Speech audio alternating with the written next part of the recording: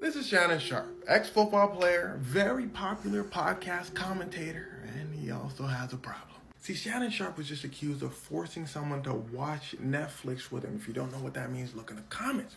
Now, to make matters worse for Shannon, that same person is suing him for $50 million.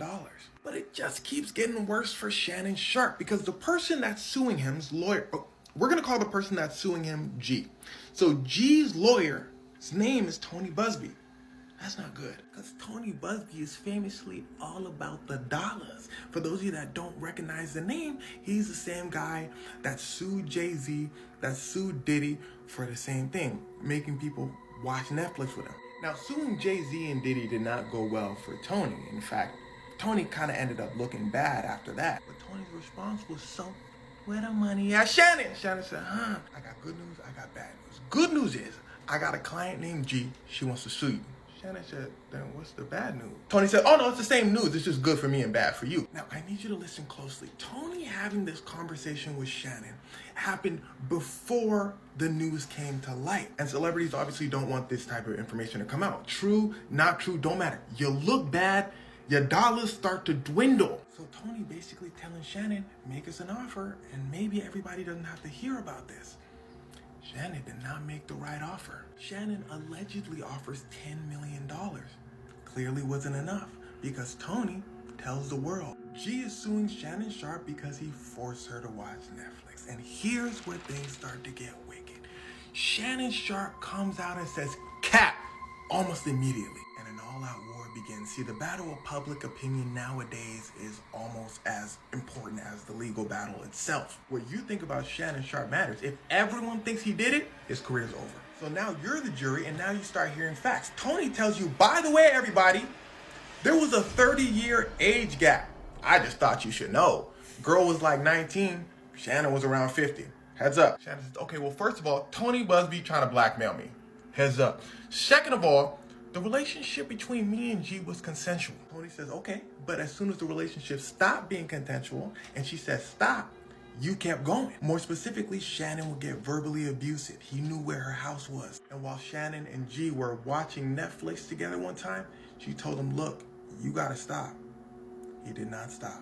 Shannon says lies. And by the way, her name is, he drops her real name, which I don't think you're supposed to do. She tried to file this lawsuit anonymously. Shannon said, anyway, here are the texts that she sent me and here are the texts that I sent her. He drops pages of texts that they sent between each other, basically trying to show that they had a consensual relationship and some of their Netflix watching was rough. Now, I'm not going to get into the specifics of these messages, but boy, let me tell you, one of them read. Let me just tell you one. It said, hey, Shannon, you know I charge $25K for each cheek. Shannon, with it. He said, hell yeah.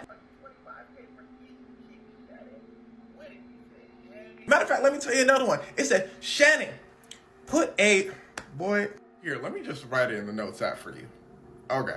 Tony said, Shannon said, furthermore, I know you planning on releasing a video of me, so when you release the video, Tony, make sure you show the whole video. Because listen closely, Shannon Sharp says Tony and Gabby have a video clip of Shannon looking pretty rough. But Shannon said, look, if you see the whole video, it's not going to be as bad as it seems. Tony says, or what if I release this? Tony releases an audio clip of Shannon and G having a conversation. And it's weird. It's basically G saying Shannon's trying to manipulate her and Shannon telling her not to use that word or he's going to choke her. But it's difficult because in court, Shannon's going to say, that's how we talk. That's how we play. She's going to say the opposite. Basically, everything you're going to hear is Shannon saying he was rough but consensual. G and Tony saying Shannon was rough, consensual, then not consensual. And if it's not consensual once, you'll face consequences. At least you should. We all need a friend like 21 Savage. A person who could tell you the truth even though it might be hard to hear sometimes. You see, 21 Savage's friend Young Thug has a problem. See, Young Thug was in jail for something called a RICO charge. And while he was in jail for that RICO charge, he made a bunch of phone calls to his friends, 21 Savage, a bunch of people. Those phone calls were recently released anonymously. Well, what does that have to do with 21 Savage being a good friend? Well, again, one of the phone calls Young Thug made in jail was to 21 Savage. He calls him, he says, what's good, my boy? 21 said, what's good, what's good, what's good? Young Thug said, look, 21, I want to release a song about Gunna. because he a snitch. And I want you to be on it, 21. See, at this point, Gunna is accused of being a snitch, but we'll get to the snitch allegations in a moment. But first, 21 Savage's response to Young Thug is, hey, if you want me on it, then I got you. But are you sure this is something you want to do? Young Thug said, boy, ain't you hear me? I said he a tattletale. Yes, I do. 21 Savage said, well, if I can be honest, I don't think Gunna did what he did to hurt you. You see, what Gunna did was he took something called an Alfred plea. Basically, the police wanted Young Thug in jail. They needed to prove that Young Thug's record label was a criminal organization. How do you prove that? By getting people to say Young Thug's group is a criminal organization. They pull in Gunna. They say, if you say Young Thug's group is a criminal organization, you get 0 jail time. Gunna's lawyer said, boy, you better tell him it's... Gunna said, I got you. Young Thug's group is a criminal organization. Now, it's important to note that multiple people took this deal and this furthered the case against Young Thug. Now, whether you think that's snitching or not, that's up to you. But regardless, 21 Savage's response to Young Thug was, I don't think it was personal. Young Thug's response is, well, what would you do if you were in Gunna's situation, 21? 21 Savage says, well, Gunna and I are respectfully different people. I'm 21, real street baby. But I digress. Ain't you tell your brother to take the same deal? I said, because Young Thug absolutely told his brother to take the same deal as Gunna. I just didn't think 21 Savage would use it to further his argument. You see, Young Thug told his brother to take the same deal because everyone else took the deal. Young Thug's case is already difficult, so he tells his brother, you might as well take the deal and get 0 years. So 21 Savage's point is basically you understood the deal when your brother took it, but now you don't understand when Gunna took it. Explain. But on the phone, listen closely, with 21 Savage, Young Thug says, I did not tell my brother to take that deal. 21 says, well, your brother is telling everyone in the streets that you did. Young Thug says, Gunna broke my heart. Is that what you want to hear me say? Everything we've been through, when I saw Gunna stand up there and say YSL is a criminal organization, it broke my heart. 21 Savage says, I understand, I got your back. Just know I do disagree with you at some points. You are technically still Gunna's boss. So if you're really upset with him, maybe you could squeeze him for more money, do things through the business side. But if you want to release an album dissing him, just know I got you. And they both end the call saying, I love you. So it goes to show that you can disagree with your friends, you can challenge your friends, and they can still be your friends. This is Drake. He's found himself in a few rap beefs here and there, but recently he's found himself in a new type of beef, lawsuit beef. For those of you that don't know, Drake is currently suing his and Kendrick Lamar's record label, they both have the same record label, Universal Music Group. But his problem isn't that he's suing him, his problem is that they just came right back at him. Hard, they said bet. First things first, Drake's claim is basically that their record label, remember they're under the same record label, favored Kendrick Lamar during their rap beef. And he basically says why they did this was so Drake can lose his marketability in music. So next time Drake goes to negotiate his contract with Universal Music Group, they're gonna be like, you're not as famous as you used to be. We're gonna pay you less. The judge said, well, that makes sense. Universal Music Group, what say you? Universal Music Group literally says in the court documents, Drake started a rap battle that he lost. And instead of acting like the unbothered rap artist he pretends to be, he decided to sue us because he's a sore loser. Judge said, damn, it's like that? Universal Music Group said, hell yeah. Oh, pardon me. I mean, yes, your honor. And we got more proof too. Then Universal Music Group then basically starts to diss Drake legally. They said, first things first, Drake signed a petition a long time ago saying courts should have no space when it comes to artists saying what they gotta say. Freedom of speech. So what he doing right now? They said on top of that, you know what's even crazier?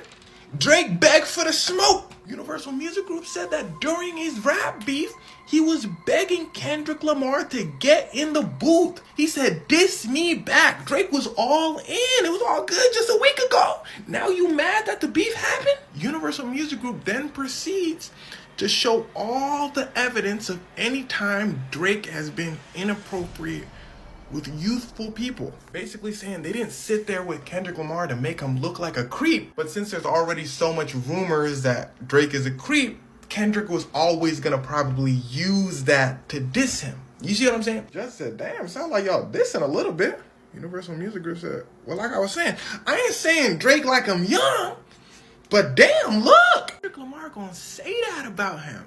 Everyone in the industry has heard those rumors. They said on top of that, basically to further the point, they said in one of Drake's disses to Kendrick, he said, "Why don't you talk about me being a weirdo?" Because Drake knew Kendrick was gonna do that. It's like making fun of yourself before somebody can make fun of you. Kendrick said, "Okay." Then Kendrick calls you a weirdo, and now you're trying to blame us, saying that we planned this whole thing. That's basically what Universal Music Group is saying to Drake. Here's where things start to get wicked. Universal Music Group then starts to expose themselves a little bit. They said, "Our partnership with Drake has been extremely successful." And they really start to hone in on their partnership with Drake. They were alluding to the fact that Drake's whole claim is that Universal Music Group favored Kendrick Lamar by boosting up Kendrick Lamar's plays with bots, fake streams, and all that. Universal Music Group is saying, if we have the power to do that, you're one of our most selling artists of all time, Drake. In fact, 50 Cent just straight up comes out and says it during an interview. He says everything that Drake says his label is doing for Kendrick Lamar, they did for Drake. It's something that's just known. It's something record labels do for their bigger artists. So Universal Music Group said, to conclude everything, Your Honor, Drake is a sore loser. Throw the case out, like you did for iHeartRadio. For those of you that may not know, Drake said iHeartRadio was favoring Kendrick Lamar, went to a judge and said, tell them to release the documents proving that they ain't favoring iHeartRadio. Say, here are the documents. We're not favoring anybody. You just lost.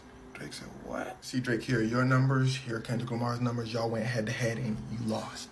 When a big company willingly gives out documents, you probably wrong. So just like they threw out Drake's case for iHeartRadio, a judge is probably gonna throw out Drake's case for Universal Music Group as well. So Diddy had a problem. He was just sentenced to 50 months in prison, which is around 4 years. Now, the problem isn't the time he was sentenced for. The problem is how he was sentenced. Because see, the thing is, Diddy and his lawyers thought he had a really good chance of going home today. Why, you ask? Well, because what he was charged for was transporting professional Netflix watchers, if you don't know what that means, look in the comments, across state lines. And nobody really goes to jail for that charge. So Diddy and his lawyers thinking, okay, we good, right? The judge said, now who said you good? And here's where Diddy's problems begin. Because even though people don't go to jail for what Diddy did, you still can go to jail. In Diddy's case, up to 22 years. But it's up to a judge to decide what's a reasonable amount of time. Now, in this judge's case, he sat there through the whole trial, listening to Diddy admit to crime after crime after crime, like domestic violence, amongst other things, because Diddy wasn't charged for these things. So just admitting to crimes. The judge sitting there like, Diddy's lawyer said, but he wasn't charged for the big stuff. Am I right, Judge? The judge said, how about we just talk at sentencing? Boom, it's time for sentencing. Diddy's lawyer said, look, Judge, you decide what's reasonable. Nobody gets charged for these sorts of crimes. Diddy already served 14 months. Let's just let him go. The judge said, okay. Prosecutor said, Diddy admitted to a lot of crimes. You sat here, you heard it yourself. How about we give him 11 years? The judge said, okay. Diddy's lawyer said, now hold on, you laughed at me and you nodded at him. Those were two different okays. The judge said, Diddy's lawyer said, ooh, this is time to spice things up a bit. Diddy and his family crying in the courtroom, pleading for less time. The judge said, he was not moved. Now, something I forgot to tell you is the first sentencing meeting, they do something called sentencing guidelines, basically saying the rules of the time that we're going to give Diddy. So the rules are he's not going to get 11 years. He's not going to get 0 years. Maximum, we talking 5 to 6 years. The next meeting, they do the actual sentencing where the judge begins to cuss Diddy out. Basically saying, out of all the crimes you admitted to doing for decades, you think I'm going to just let you walk out of here for free? Boy, you gotta see some time. The judge continues on to say, because of your power and resources, you probably would have kept going. So the judge says 4 years, but you did your little time served, so you're gonna be in jail for 3 years. Diddy breaks down. Diddy's lawyers get pissed, saying, you basically a 13th juror. You not being fair, judge, all that. The judge said, yeah. Diddy got a problem, tell him to call me on the jail phone. I'm out. And at the end of everything, Diddy's lawyers did say that they are going to appeal the judge's decision. Now, I'm not a lawyer, but in my opinion, it seems like the judge was well within his rights to grant Diddy the time that he granted him. So they probably won't win the appeal, and Diddy's going to serve some time. Yeah, we all know Abe Lincoln was by this guy, John Wilkes Booth. But what if I tell you the story's a lot crazier than that? First of all, John Wilkes Booth was a famous actor. I mean, really famous. Think about if Johnny Depp walked in and Joe Biden. Let's see, John had a problem. Now, listen closely. He had 2 other brothers and a dad. His other brother, famous. This other brother and his dad, really famous. His dad says, I'm done acting, boys. You give it a go. The middle brother said, I got this. They said, shut up. You suck. John and the older brother decide, okay, John is going to do shows in the South.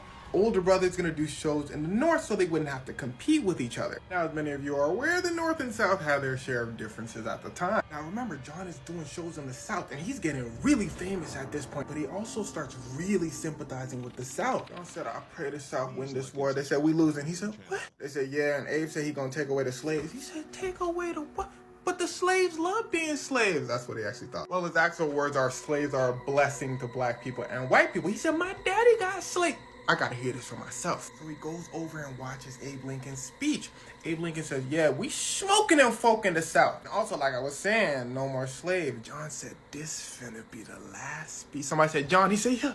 They said, can I have an autograph? He said, yeah. Here you go. All right. Like I was saying, this finna be the last speech he ever made. So John goes and gathers up a bunch of like-minded individuals. He said, we gotta save the South, y'all. They said, yeah. He said, so we gotta, the president, they said, he said, I'm just playing, y'all. That's insane. They said, yeah. He said, we're just going to take him hostage. I said, okay, that's better. But he wasn't finished. He also wanted to take the vice president and secretary of state hostage as well. His plan was to remove the leaders of the North, make them confused, and the South can come back and win. But then the South surrenders. So he goes back to, okay, we got the president, the vice president, and the secretary of state. They said, all right, fine. He figured if he did this, the South would have time to make their comeback since the North would be devastated. Now, during one of John's performances, Abe was in the audience. He said, man, John can act. Folks snapping. They say, yeah, but it looks like he's looking at you. While John is performing, he's looking at Abe. He's saying an intense speech from the play. Abe said, man, what y'all want to eat after this? See, Abe wasn't worried. He got hate mail all the time. This is just probably another dude that doesn't like him. John says, bet. So boom, he goes to his crew. A couple months later, he says, all right, one of y'all gonna take out the VP. The other one gonna take out the Secretary of State. I got Lincoln. So John finds out where Lincoln's watching another show. He goes to the back of the theater. Remember, he's a famous actor. Think Johnny Depp. Everybody's thinking, oh, it's just John. But there's one problem. John got that thing on him. And usually Abe has a bodyguard. But in what has to be the biggest fumble of all time, Abe's bodyguards across the street drank. So John walks over to Lincoln's door. He says, I guess today's my lucky. Lincoln's attendant opens the door. He says, John. John says, yeah. He says, Lincoln's a big fan. Go right ahead. Also, can I get an autograph? John says, yeah. All right now. Like I was saying, I guess today's my lucky day. Now, John's thing only has one shot. He gets in real close, waits for the roar of the applause, and y'all know the rest. Now, Abe was watching this show with an army officer, and he hears it because, well, he's in the box. He gets up, and they start scrapping. John manages to poke the army officer with something really sharp and takes flight. He lands on stage and makes a grand speech. You know, he's an actor. He says, tyrants, blah, blah, blah, blah, blah. People start figuring out what's going on. They said, is that famous actor John Wilkes Booth? He said, gotta go. He takes off. And they figured out what was going on because his wife shouts it from the balcony. The president has just been... A doctor rushes up there, and they bring Abe across the street to a boarding house, and Abe was alive. The bodyguard walked out the bar. He said, what all going on? They said, president just got... Bodyguard said... The doctors helped Abe last through the night, but there was nothing they could do, and by the morning, he was... Now here's where it starts to get wicked. John escaped. Yeah, they didn't catch him. He was gone, but he made a mistake. He underestimated how much people cared for and respected Lincoln. Newspapers everywhere were cussing him out. Even newspapers that previously cussed out Abe Lincoln. This shocked him. He thought some people in the North would probably hate him, but he would be a hero in the South. A lot of people in the South were like, nah, we don't want him. A lot of other people, though, were like, yeah, that was great, but they didn't say it out loud. You know? Robert E. Lee, the South's like hero general, was like, nah, that ain't it. John was like, no. John was like, well, at least I got my dogs. This was like $2 million in today's time, by the way. He's like, yo, they said, yeah. He said, y'all got the Secretary of State? One of John's people was like, no. But he did get me, though, and I'm in the hospital right now, actually. John said, oh, he's stupid. Y'all at least got the vice president? He said, oh! Nah, I got scared. I went to the bar, had a drink, and you know how that go. How you been, though, John? John said, the president. He said, oh, for for real? Man, I hope that don't come back on us. They came back on them. The federal police caught them all pretty quickly, and John was on his own, and he was on the run. Older brother, remember, he did shows in the North. He said, I voted for Lincoln. Don't say John's name in my presence. He's to me. So people didn't get mad at him for it. The feds went to his other brother's house, though. He said, is it my time to shine? They said, you going to jail, because they thought he might have had something to do with it. They let him go, though, after they caught John. And they caught him 6 months later in a farmhouse. He told the farmers that he was just a regular soldier. They looked at the paper, they looked at him, but they didn't put two and two together. Agents say, come on out, John. John says, I'd rather fight. So they torched the farm. John says, damn, y'all was for real? Some random officer, John. Their leader goes, are you an idiot? We want John alive so the world can have closure and people can hear why he did it from his own mouth. The soldier's like, oh, that's why you're the leader and I'm not. So John, like an hour later. And in John's wallet, they find a picture of his wife and all the other actress women he was with. Hey, you ever wonder why the streets are so into the whole no snitching thing? Well, it's because of something called the prisoner's dilemma, which is like a fun game police like to play. Say you and your buddy get arrested. Well, police will bring you in and say, hey, you got two options. Either listen closely, stay quiet and go to jail for 1 year, or just tell us everything that happened and walk right out. Well, the choice sounds obvious. Well, here's the twist. Your buddy has the exact same options as you. If they stay quiet, they get 1 year as well. But if they snitch first, they get none. And you get 20. And the opposite is true. If you snitch, they get 20. So it turns into a game of trust. Oh, and if you guys both snitch, you guys get like 5 years. So the best option is to not snitch and everybody gets 1 year, right? But humans have a problem. You thought I wasn't gonna say it, huh? Anyway, you never know who you can trust. So the no snitching code was born to make sure your street friends stay loyal. Then it got mainstream and now everybody calls everybody a snitch. But most people in the know would say snitching only applies to the streets. Some people would disagree though. This is Marcellus Williams, a man who's set to be executed in 4 days. Now, I have a problem. One of my followers just sent me this information, so I did hours of research, and I witnessed something that I've never seen before. The prosecutors, the people who put people in jail, came out and said, hey, he might not have done it. Can we just give him life in prison instead? They were denied. The family of the victim he supposedly came out and said, hey, don't do it. And they were ignored. But why? Well, the answer is no one knows. But the story gets a little crazier than that. See, this isn't the first time he was supposed to be executed. Back in 2015, in the last minute, the governor of Missouri, this was in Missouri, by the way, comes out and says, stop. They found new evidence. He really might not have done it. So the governor makes a special council of judges to do an investigation. They said, okay, well, he might not have done it. We're making you a report, Governor. The governor says, great. But the governor resigns. A new governor comes in and he says, I don't want to see the report. You guys are all done. And he's going to be executed. So they went to the Supreme Court of Missouri. And the Supreme Court of Missouri said, let's just go through with it anyway. So the prosecutors came out. And they did their own investigation and they said, wow, he really might not have done it. The trial was a mess and I'm going to be frank here, racist. 11 white jurors and 1 black juror were selected in Missouri. A black jury was rejected because his hair was kind of messy and unkempt. He didn't look trustworthy. And most importantly, the DNA on the weapon did not match his. So the prosecutors go over to his team. They said, let's talk it out. What if we just give him a plea deal, life in prison, which would give everyone time to come together and figure everything out. But in what is being called a bizarre twist, a judge rejects it. He just says, no, we're gonna go through with it anyway. Now, all people are asking for is time. They're not asking he walks out. They're just asking for time. And it would be one thing if his team was asking for this to be stopped, but if prosecutors, if representatives, if people, if the victims' families are asking for a little more time, then I think it warrants that. Now, 4 days is not a long time, so where do we go from here? Well, as many people as possible needs to be aware of this, because bringing attention on an issue does a lot more than people may think. Governors, prosecutors, the Supreme Court, they all work for you. So again, in 4 days, the fate of a man is decided. So really, I just thought you should know, especially the people of Missouri, what some of your employees have decided to do to Marcellus Williams. Hey, you ever wonder why the streets are so into the whole no snitching thing? Well, it's because of something called the prisoner's dilemma, which is like a fun game police like to play. Say you and your buddy get arrested. Well, police will bring you in and say, hey, you got two options. Either listen closely, stay quiet and go to jail for 1 year, or just tell us everything that happened and walk right out. Well, the choice sounds obvious. Well, here's the twist. Your buddy has the exact same options as you. If they stay quiet, they get 1 year as well. But if they snitch first, they get none. and you get 20. And the opposite is true. If you snitch, they get 20. So it turns into a game of trust. Oh, and if you guys both snitch, you guys get like 5 years. So the best option is to not snitch and everybody gets 1 year, right? But humans have a problem. You thought I wasn't gonna say it, huh? Anyway, you never know who you can trust. So the no snitching code was born to make sure your street friends stay loyal. Then it got mainstream and now everybody calls everybody a snitch. But most people in the know would say snitching only applies to the streets. Some people would disagree though. There ain't nothing Americans love more than a story with a little bit of love and a whole lot of violence. Meet Bonnie and Clyde, an American couple who was on the run for years because they loved 3 things: each other, robbing banks, and police. And it all started because Bonnie had a problem. She was bored. She said, there ain't nothing to do in Texas. She's from Texas.